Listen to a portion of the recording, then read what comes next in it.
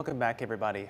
Here in Central Texas, Canyon Lake played a vital part in helping with the deadly 4th of July flooding. It served as flood control for the Guadalupe River, eventually catching some of that raging wall of water that hit in Kerr County. The group managing Canyon Lake is the U.S. Army Corps of Engineers. It prepares for and responds to extreme weather events really across the country.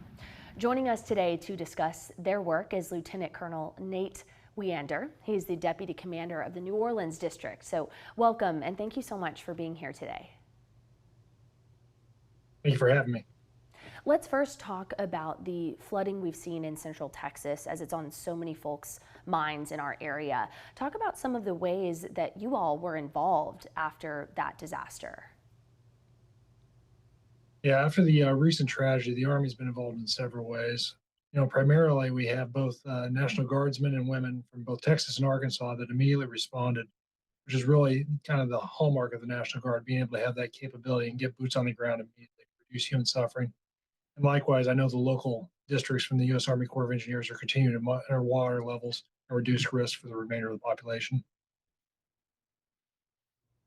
Well, I know that so many of the communities here want to say thank you for that work too, but we want to ask you about something else as well. So right now we're of course in Atlantic hurricane season, and the Gulf has been quiet so far from storms perspectives. However, Tropical Storm Chantal caused some massive flooding in North Carolina just a short time ago. So how does the Army Corps of Engineers factor into emergency preparedness and disaster relief for situations like that? We have a major role to play. The Corps of Engineers we're actually celebrating our 250th anniversary this year. So you've had a Corps of Engineers longer than the nation, and we're only 2 days younger than the United States Army. So we've been doing this for quite a while. And across the world, we partner with our local, federal, and state agencies really for a holistic approach to reduce risk on behalf of the supported community. So here in Southern Louisiana, I like to say there's only 2 times a year. There's hurricane season and getting ready for the next hurricane season. Prior to hurricane season, this district, we get our senior leaders together and we treat it like a military operation. We'll do a rehearsal of concept, talking hurricane preparedness and response holistically for half a day, just to make sure that we're fit to fight and are as prepared as possible. Likewise, we'll send liaisons out to our local parish.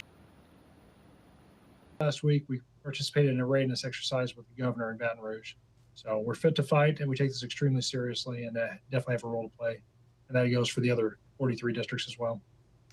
I know, like Will said, folks here in Texas and on the Southern Gulf are so thankful for the work you guys are doing. So what message do you have for people who live along the Gulf and for us here in Texas as well, to remember about trying to reduce their risk during storm season?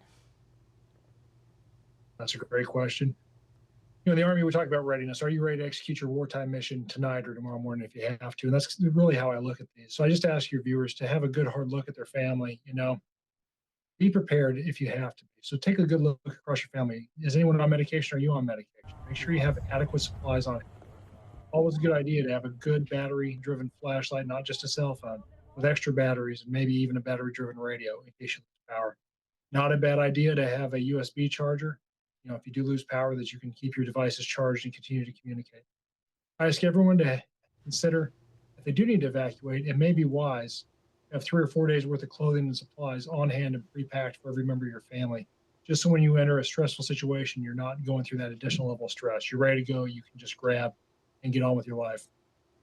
The pet owners out there, there's additional logistics that go into having pets. So just encourage everyone to consider, if you did have to evacuate for an emergency, where would you go? Do you have friends or family outside your likely impact area that you could stay with your animals? Or perhaps it's worth considering, are there pet-friendly hotels outside your immediate area? Look at your routes. Have a plan ahead of time so you're not trying to figure it out in that most stressful moment. And then stay informed. Stay tied in with your local media as well as your local government.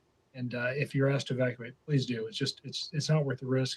Please, for your safety, get out of the impact area, and we'll get you back in as soon as recovery begins. Well, such important reminders. And Lieutenant Colonel Nate Weander with the U.S. Army Corps of Engineers, thanks again for joining us today to talk more about this. Thank you.